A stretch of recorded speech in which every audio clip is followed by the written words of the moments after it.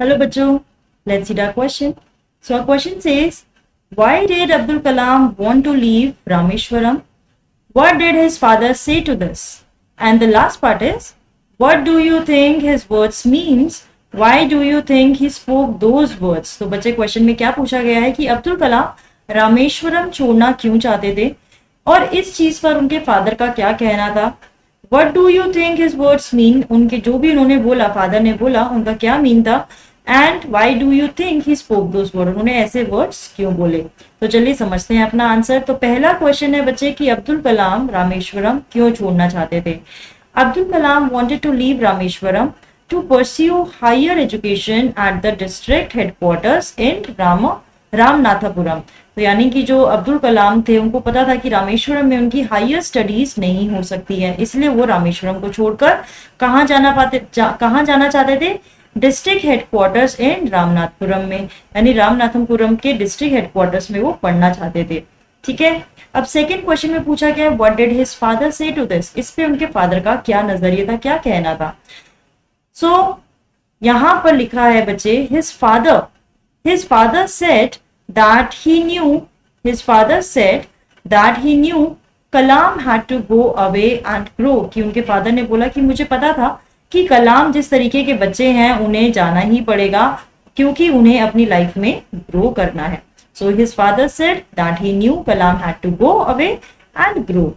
He told him the analogy of a seagull that flies across the sun alone and without a nest. उन्हें वो एक बात बोलते हैं कि जो सीगल है उन्हें भी फ्लाई करना पड़ता है अक्रॉस द सन, कि सन के अक्रॉस उन्हें जाना पड़ता है विदाउट अ नेस्ट, बिना किसी सहारे के, बिना किसी नेस्ट के, बिना किसी ठिकाने के सीगल्स भी उड़ते हैं.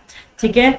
He then quoted Khalil Gibran to Kalam's hesitant mother, saying that their children were not their children, they were sons and daughters of life's longing for itself. तो उनकी माँ को भी समझाते हैं कि जो ये बच्चे हैं ये हमारे बच्चे नहीं हैं, ये बच्चे हैं सन्स एंड डॉटर्स, लाइफ, ये जो आने वाली लाइफ है उन्हीं के ही सन्स एंड डॉटर्स हैं.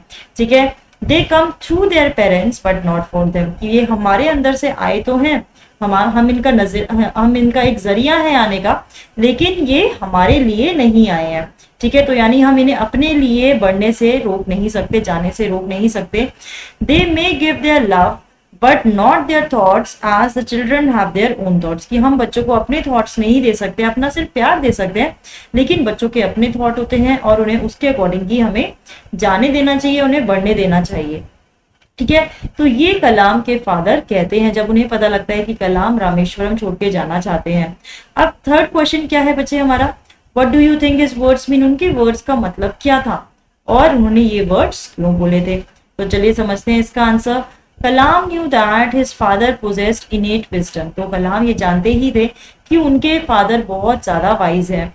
सो हिज वर्ड्स, और उनके वर्ड्स भी यही कहते हैं कि कितने वाइज वर्ड्स उन्होंने कलाम के लिए बोले, वो कलाम को एनकरेज किया. Right. He meant by his words that it was necessary for Kalam to leave them, कि कलाम के लिए यही नेसेसरी था कि वो आगे बढ़े और उनके पेरेंट्स को उनके लिए इस चीज के लिए उन्हें छोड़ना ही पड़ेगा. And find his own path in life, यानी कि अगर कलाम को लाइफ में अपना पाथ चुनना है तो उन्हें क्या करना पड़ेगा, कलाम के पेरेंट्स से दूर रहना, अपने पेरेंट्स से दूर रहना पड़ेगा और रामेश्वरम छोड़ना ही पड़ेगा. He could not grow under the shadow of his parents, यानी अपने पेरेंट्स की हेल्प के साथ और अपने पेरेंट्स की छांव में वो नहीं आगे बढ़ सकते थे, ग्रो नहीं कर सकते थे. Therefore he encouraged him to go and embrace the opportunities given by the world outside Rameswaram, यानी कि उन्होंने उसको encourage किया कि आपको बाहर जाना चाहिए और जो भी आउटसाइड वर्ल्ड आपको अपॉर्चुनिटीज दे रहा है उन्हें आपको एम्ब्रेस करना चाहिए, उन्हें यूज करना चाहिए. He also consoled his wife, अब उनकी जो वाइफ थी वो बहुत ज्यादा अटैच्ड थी कलाम से. ठीक है. तो उन्होंने अपनी वाइफ को कंसोल किया by quoting Khalil Gibran that as parents they should love their children but their children cannot live their life for them. ठीक है. तो यानी कि यहाँ पर वो बोलते हैं कि हम अपने पेरेंट्स को सिर्फ हम अपने बच्चों को सिर्फ प्यार दे सकते हैं, लेकिन जो उनके बच्चे हैं वो उनके लिए जी नहीं सकते. But their children can not live their life for them, ठीक है, कि वो उनकी जो बच्चों की जिंदगी है वो हमारे लिए नहीं जिएंगे, उनकी जिंदगी अपनी है, उनके अपने थॉट प्रोसेस है और उन्हें उसके लिए काम करना चाहिए। They must realise and achieve their own goal, उन्हें अपनी ही गोल्स को अचीव करने के लिए एफर्ट्स करने चाहिए, उन्हें रियलाइज करना चाहिए, और अगर उसके लिए उन्हें जाना भी पड़े पेरेंट्स से दूर तो उन्हें ये काम करना चाहिए।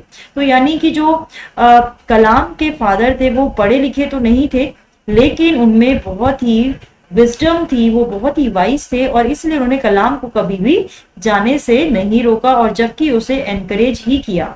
सो बच्चों, I hope you have understood the answer. All the best.